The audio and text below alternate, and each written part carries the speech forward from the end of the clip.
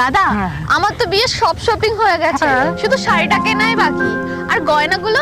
আরে শুভ আজকে আসেনি। ওখানে দাদা দাঁড়িয়ে আছে। আমিও দেখলাম না যে ওখানে আছে কি নাই, এখানে চলে আসলাম। আজ আমি দাদার সাথে গিয়ে কথা বলবো। দাদা 4-5 বছর ধরে আমাদের সঙ্গে থাকে না, আমাদের থেকে আলাদা থাকে, আর আমাদের সঙ্গে কোনো যোগাযোগও রাখেনি, আর কথাও বলে না। তুই তো জানিস সেদিন তোর বিয়ের কার্ড নিয়ে দাদাদের বাড়িতে গিয়েছিলাম, বৌদি সেটা নেয়নি, ফিরিয়ে দিয়েছে।